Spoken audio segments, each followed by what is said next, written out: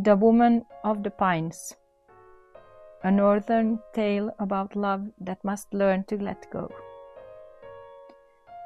In the north, where the pine forest hums even when the wind is still, there lived a woman alone. Her cottage stood where paths ended and moss began, its roof heavy with needles, its windows full of sky. She lived there, surrounded by her friends, the birch trees, the pines and the old moss, and the visit of the occasional magical creature. Once she had loved the world too much, and the world had grown quiet in return, not understanding her language and the truthfulness in what she was saying. So now she gave her love to what could not speak it back, to broken-winged birds, frost-bitten saplings, and the forgotten corners of creation. When storms came, she lit her lantern and whispered, "You can rest here." She never turned anything away. One winter morning, while gathering pine cones for the stove, she heard a thin cry tangled in the roots of a fallen tree. There, trembling among the needles, were two small beings, half light, half flesh. One was a Skogsrå, a young spirit of the forest, with bark still tender on its shoulders and amber eyes that gleamed with pride and hurt. The other was a changeling, a hollow troll child left behind by those who prize perfection, its laughter too sharp, its heart an open wound of emptiness. They glared at each other with the terror of mirrors, and when the woman reached out, they did not flee. They were too cold for that. She wrapped them in her shawl and said, "Come, little forgotten ones. My fire is small, but it will hold you." And her heart swelled when she thought of all the atrocities these two little creatures had been through. At first they hid. The Skogsrå crouched by the door, listening to the forest's heartbeat. The changeling curled beneath the table, afraid of warmth that might not last. The woman moved quietly, speaking to the kettle as she boiled water, humming to the bread as it rose. Slowly warmth crept into the corners. The changeling began to sing it in its sleep, a song with no words, only the sound of thawing ice, screeching at times like fingernails against frosty window pane. And the woman heard that all through the night, listening, sending out her love, but still the changeling would not sleep. The Skogsrå stood by the hearth and let the fire touch its bark, yelling when the heat became too much, wanting to quell the heat, wanting to be heat itself.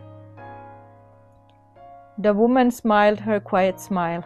For a while she believed love was enough. They had found their way home, and she was their home.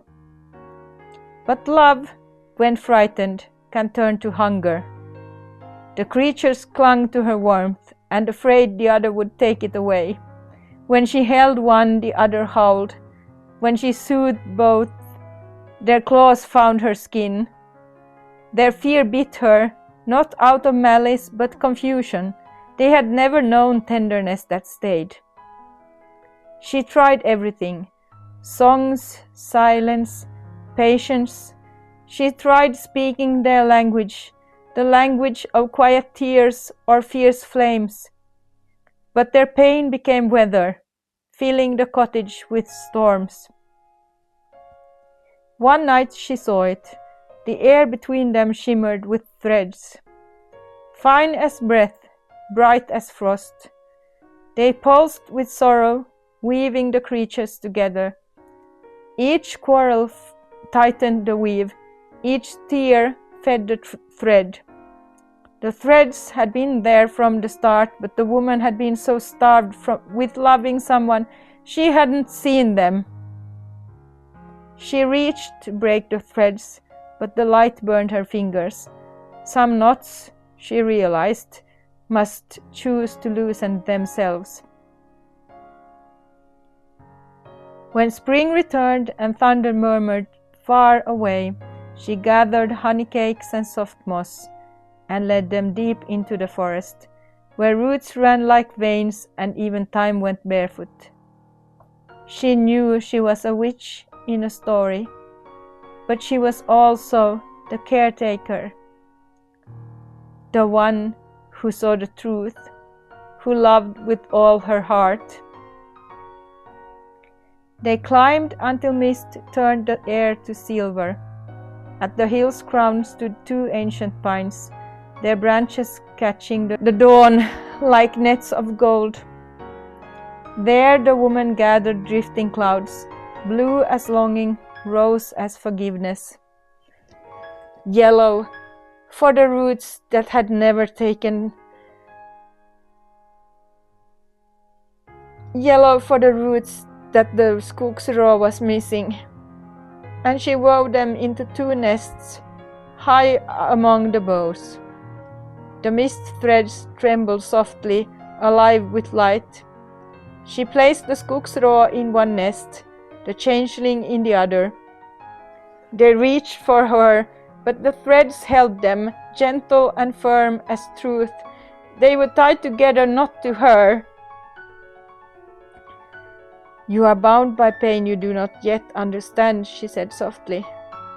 "If you wish to live, you must learn to cut these threads yourselves, or let life do it for you." Her voice shook, but she did not take the words back. All love must one day learn the difference between holding and keeping. Then she pressed her palms to the bark, bleeding a little as all real blessings do, and walked away. That night the forest was silent, listening. Only the sound of wind through pine needles, sometimes sharp with grief, sometimes soft as breath. The woman heard them for many seasons, anger, then confusion, then the slow birth of quiet. The Skogsrå sank its roots deeper, learning again the rhythm of sap and soil. The changeling wandered through fog until its hollow filled with its own light, and one morning their cries became birdsong. Years passed. The woman's hair turned white, her hands bared the soft ridges of bark. Her eyes still shone with stubborn mercy. She no longer waited, but sometimes she looked toward the pines at the edge of her garden. One dawn she saw them there, two figures, neither child nor creature, woven of the same gold that filters through fog. Woven of the same gold that filters through morning fog. The Skogsrå's gaze was calm now, its bark smooth and strong. The changeling's hollow shimmered faintly, filled with its own song. They did not come close, they only bowed. Between them the air glowed, not with threads, but with sunlight. The woman smiled. No words were needed. The forest itself translated the silence. They had found their way.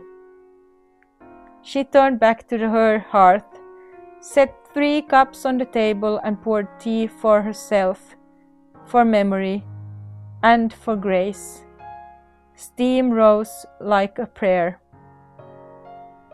"I was never wrong to love the lost," she whispered, "for love is a seed.